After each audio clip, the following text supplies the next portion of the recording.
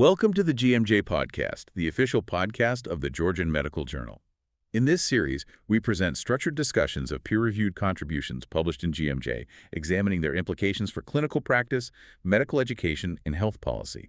This episode reviews the article titled, Infant Formula Contamination as a Systemic Failure of Global Food Safety Governance.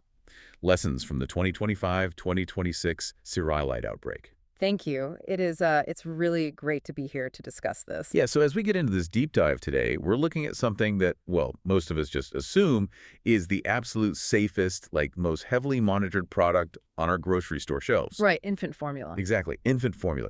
And we're pulling our insights from this really fascinating 2026 peer-reviewed article by researcher Georgi.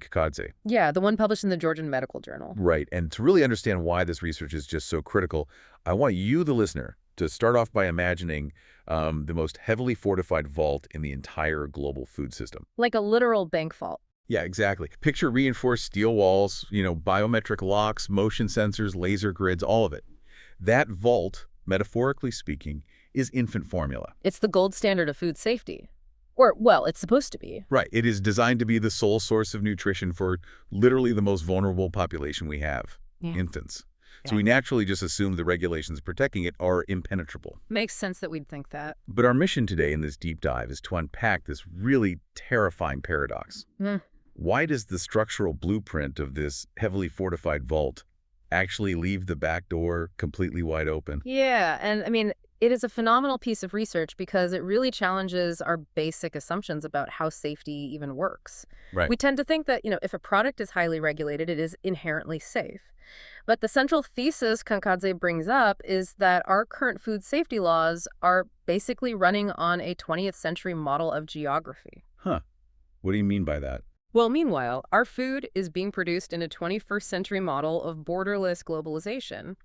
So the regulations haven't necessarily failed at what they were originally designed to do. They've just been completely outgrown by the modern supply chain. Oh, wow. That is a staggering way to frame it. A 20th century map trying to navigate a 21st century world. Exactly. And to see exactly how that mismatch plays out in real life, we really need to look at this specific crisis that prompted this research in the first place. Right, the Sentinel event. Yeah, let's talk about the 2025 to 2026 multi-country contamination event, the one involving the cereulide toxin. Yeah, the scale of this event is really the starting point for understanding this systemic failure here. I mean, we are not talking about a localized issue in just one city. Or like a bad batch shipped to a few regional stores, right? No, not at all. This contaminated infant formula was distributed across nearly 100 countries. 100 countries? That's insane. Yeah, it resulted in over 100 suspected and confirmed infant illnesses globally. It was massive. So nearly 100 countries affected by a single contamination event. But what makes this specific outbreak so alarming isn't just the geographic spread, is it? No, it's the biology of the threat itself. Right. The culprit was this toxin called cereulide, which is produced by a bacterium known as Bacillus cereus. And the defining characteristic of this toxin, and the paper heavily emphasizes this, is that it is heat stable. Yes, heat stability is the absolute critical factor here. Because, when we think of food safety at the consumer level, our ultimate weapon is usually heat, right? Exactly. We cook raw meat to a certain internal temperature. We pasteurize dairy. We boil water.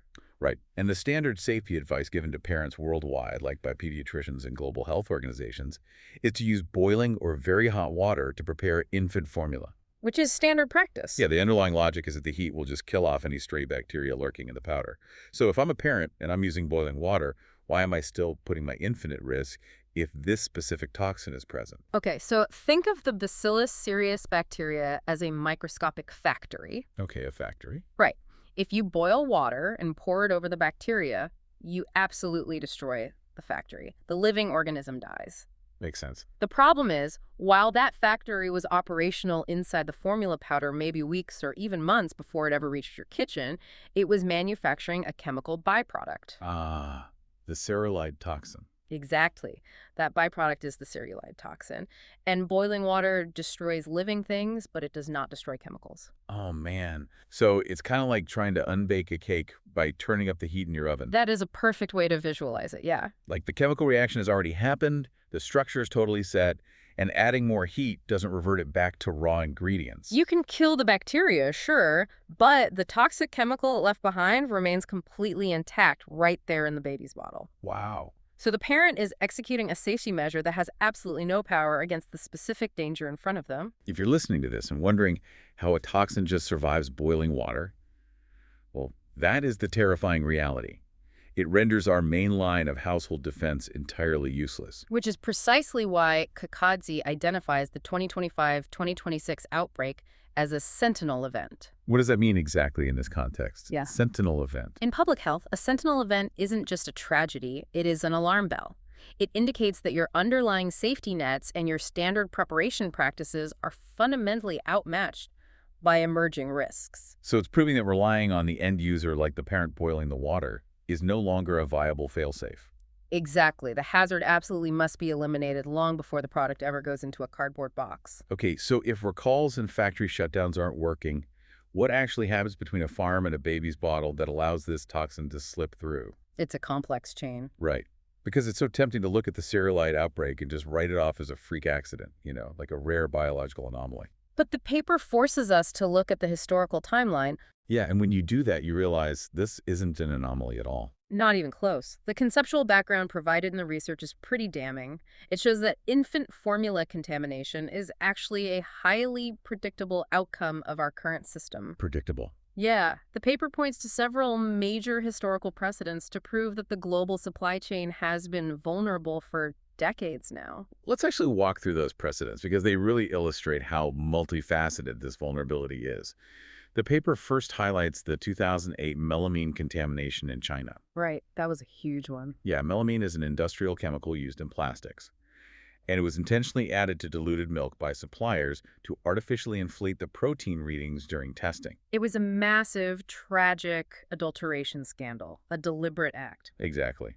Then, the paper points to the 2017 and 2018 salmonella outbreak in France, which was a biological contamination that led to a global recall. Another totally different type of failure. And more recently, the 2022 Chronobacter-related supply disruption in the United States, where contamination at just a single major facility led to nationwide shortages, empty shelves, and absolute panic for parents. Yeah, look at the sheer variety in those three events. It's all over the map. You have intentional chemical fraud in Asia, a bacterial contamination in Europe, and then a totally different bacterial pathogen causing a complete supply chain collapse in North America. Different continents, completely different pathogens and chemicals spanning nearly 2 decades, yet the result is identical every single time. The most vulnerable population is exposed to severe risk. And the regulatory bodies are just left scrambling to clean up the mess after the fact. Yes. It really feels like regulatory agencies are stuck in this reactive loop. They absolutely are. A salmonella outbreak happens in Europe, they issue a recall. A Chronobacter issue pops up in the U.S., they shut down a factory. They are treating each event as an isolated pathogen problem rather than recognizing them as structural governance problems. I see. We wait for infants to get sick, we trace the illness back to the source, and then we try to pull the product from the shelves. We're just way too late. Exactly. When you are dealing with a population whose immune systems are just barely developing, a reactive posture is fundamentally unacceptable. The system is designed to respond to crises, not to prevent them. Okay, so to understand exactly how these crises keep slipping through, Kakadze's research maps out the entire global food safety system. And he identifies what he calls a systemic failure framework. Right, the core analytical argument of the paper. Yeah, he breaks down the structural flaws into 5 specific blind spots, or domains of risk. And unpacking these 5 domains really exposes the sheer complexity of getting safe food from a raw ingredient stage all the way to a consumer. So let's go through them. The first domain identified is upstream supply chain opacity. Right. Let's make this concrete for the listener. Say you buy a can of formula at your local grocery store. Where did the contents of that can actually come from? Well, it is rarely from a single factory down the road. The milk proteins might be sourced from a massive dairy cooperative in New Zealand. The specialized vegetable oils, like sunflower or safflower oil, could be processed in the Netherlands. Okay, so already we're crossing the globe. Yeah, And the micronutrient premixes, the added vitamins and minerals, those are often synthesized in facilities in China. Well, All of those raw materials are then shipped to a massive processing facility in, say, Ireland, where they are blended, heat-treated, and dried. um, Then the bulk powder might be shipped to Mexico for final packaging before finally getting put on a truck to your local store. with a supply chain that fragmented, it's no wonder there's opacity.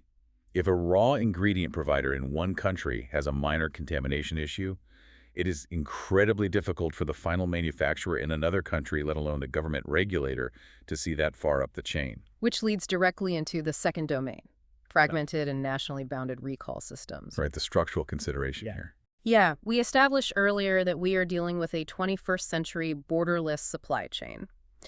But regulatory agencies are strictly bound by 20th century national borders. This makes me think of an apartment building on fire, but the smoke alarms are only wired to ring inside individual apartments. Oh, that's a good analogy. Yeah, like the fire starts in apartment 4B, their alarm detects it, and that family evacuates.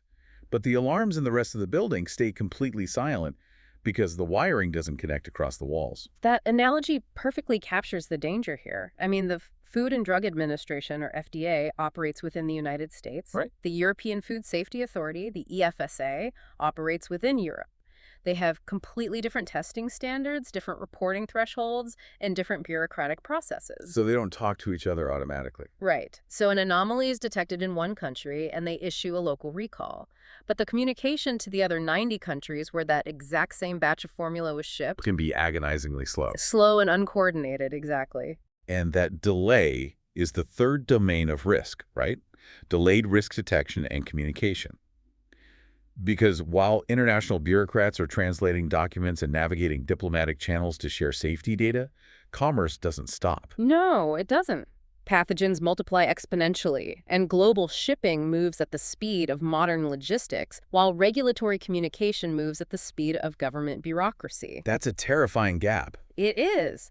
The lag between the moment a threat is scientifically identified in a lab and the moment a global alarm is actually sounded allows the contaminated product to be purchased and consumed by thousands of people. Which brings up a glaring technological question, and this is the fourth domain the paper covers. Limitations in traceability and digital integration. Yeah, the digital shortfall. I mean, if I order a $5 phone case online, I can track it via GPS from a warehouse on the other side of the planet through customs onto a delivery truck right to my doorstep in real time. We all do it every day. So why do we lack modern digital tech to track individual batches of critical medical nutrition? The discrepancy is massive, honestly. Supply chains have globalized their logistics, but the tracking infrastructure utilized by food safety sectors has simply not kept pace with the technology available in basic consumer retail. That's crazy to think about. We can track the financial transaction of the formula instantly, but tracking the physical journey of the ingredients remains reliant on outdated auditing methods. Paper trails, basically. Wow. Okay, I see where you're going with the supply chain tech, but the fifth domain is the one that really bothers me. The household level. Yeah, of all the points in this research, this is the one that feels the most urgent for the everyday consumer. The fifth domain is the persistence of contaminated products at the household level. It is the final mile of the safety journey and arguably the most dangerous blind spot we have. Let's look at the mechanics of that. So a contamination is finally detected. The slow, fragmented bureaucracy eventually issues a recall. After a few weeks, yeah. They post it on a government website. Maybe it makes the evening news. But because direct-to-consumer communication is just so incredibly poor, a parent might completely miss that news cycle. Easily. They might already have a stockpile of that exact formula sitting in their pantry. Right, because the recall stopped the formula from being sold at the grocery store checkout counter, but it did absolutely nothing to address the product already sitting on the kitchen counter. They could unknowingly continue feeding their baby toxic formula for weeks after the recall has been issued. Exact. The parent thinks they're providing essential nourishment, totally unaware that the product has been flagged by an agency halfway across the world. And this is really where Kakadze's systemic failure framework comes together. These 5 domains, the upstream opacity, the fragmented borders, the delayed alarms, the poor traceability, and the household persistence, they don't operate in isolation. They stack on top of each other. They actively compound one another. So a delay in detection ensures that more product reaches the household. And lack of traceability ensures that the recall remains fragmented across borders. They feed into each other to create the perfect storm. Exactly. Knowing the mechanics of this failure is half the battle. But the paper doesn't just diagnose the illness, it prescribes a very specific cure. Institutional and policy implications. Right. But the cure requires abandoning our reliance on the old geographical models of safety. The author explicitly demands structural reform over incremental tweaks. Like, we can't just ask national regulators to communicate slightly faster or ask manufacturers to run an extra test here and there. It's not enough. Transitioning from a reactive stance to a preventive approach requires proactive, globally coordinated governance. Kakadze outlines several necessary structural reforms here. First, implementing real-time international recall systems. Right. We need global data sharing platforms where an anomaly detected by the European Food Safety Authority instantly triggers an alert for the FDA in the US and equivalent agencies worldwide. Just completely bypassing the diplomatic lag. Exactly. Second, the paper calls for strengthening upstream traceability. Manufacturers must be legally mandated to have digital, transparent oversight of every single ingredient. So no more blind spots. Right. If a micronutrient from one facility is contaminated, the final manufacturer needs to know exactly which cans of formula contain that specific batch of vitamins instantly. Makes total sense. And third, creating mandatory rapid public disclosure and direct consumer risk communication mechanisms. We have to bridge that final mile from the regulatory agency straight into the household pantry. Okay, hang on. Let me stop you right there. I understand the theory, but let's look at the actual logistics of direct-to-consumer risk communication on a global scale. Sure. The paper talks about leveraging digital tools to alert parents. But that assumes a massive level of technological privilege. It's a valid point. What about a parent in a developing nation, or even a lower-income neighborhood, who buys infant formula with cash at a local corner store?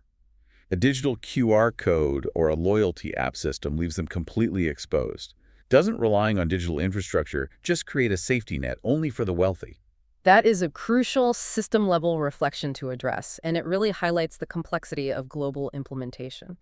But Kakadze's research doesn't claim that loyalty apps are a silver bullet that will reach every single human on Earth. Okay. The argument is about utilizing the existing digital infrastructure where it does exist to relieve the immense burden on the overall system. All right, walk me through how that actually helps the parent paying in cash. Right now, when a recall happens, public health agencies have to use a blanket approach, right? Press releases, news broadcasts, hoping everyone sees it. Yeah, a total shotgun approach. But if you mandate the use of retail data, you can instantly and directly notify the 60 or 70% of consumers who are digitally integrated through store cards or online purchases. Oh, I see. By automating the warning for the majority, public health agencies can then focus their limited on-the-ground resources, like community health workers, physical signage at local markets, or localized radio broadcasts specifically on the remaining populations who aren't digitally connected. That makes a lot of sense. Right now, we aren't even warning the digitally connected ones effectively. So if a retail giant can instantly email me a promotional coupon because their system logged that I bought baby formula last Tuesday,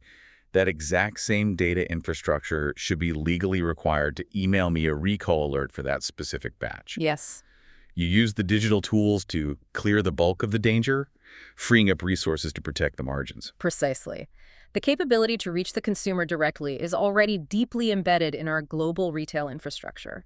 It is currently optimized exclusively for marketing and profit. Of course. The structural reform demanded here is mandating that this infrastructure be repurposed for life-saving public health communication. Wow. So to synthesize all of this for you listening out there, Yeah. even if you don't have an infant, even if you never intend to purchase formula, this research deeply impacts you. Why? Because infant formula is the ultimate stress test for the entire global food safety governance system. Absolutely. If the world fails to protect the single most strictly regulated food product, a product engineered specifically for its most fragile population, then the rest of the global food supply chain is inevitably vulnerable to these exact same failures. The produce you buy, the dairy in your fridge, the packaged snacks in your pantry, They're all traveling through the same opaque supply chains, crossing the same fragmented regulatory borders, and suffering from the same delayed detection systems. It's all connected. The 2025-2026 cereulide outbreak wasn't just a failure of infant formula. It was a glaring spotlight on the fragility of everything we eat. It forces us to acknowledge that our regulatory borders are just imaginary lines that pathogens effortlessly cross. We started this deep dive by imagining a heavily fortified vault with the back door left wide open. The paper by Georgian gives us the exact blueprint needed to finally weld that door shut and build a system designed for the 21st century. But it requires international cooperation. Right. Demanding true supply chain transparency from corporations and leveraging modern technology to protect the consumer directly. The old systems have just been outpaced. We have to adapt our governance to match the reality of our globalized food network. And I want to leave you with a final provocative thought to mull over. We've spent this entire time analyzing top-down solutions, right? Government recalls, corporate transparency, global governance. Yeah. But if these macro institutions keep failing to protect us at the household level, could the future of food safety bypass those institutions entirely? What do you mean? Well, imagine a very near future where smart packaging or simple at-home biosensors can instantly detect heat-stable toxins in our pantries before we ever prepare a meal. Oh, wow. If governments and global supply chains are too slow to warn us, maybe the ultimate power of food safety won't rely on a bureaucracy in another country. Maybe it will soon shift directly into the palm of your hand. Think about that the next time you open your pantry. That's a fascinating thought to end on. Thank you for listening to the GMJ podcast. For a full and detailed discussion of the topic presented in this episode, we invite you to consult the original article published in the Georgian Medical Journal. A direct link is provided in the episode description. We look forward to continuing these scholarly discussions in future episodes.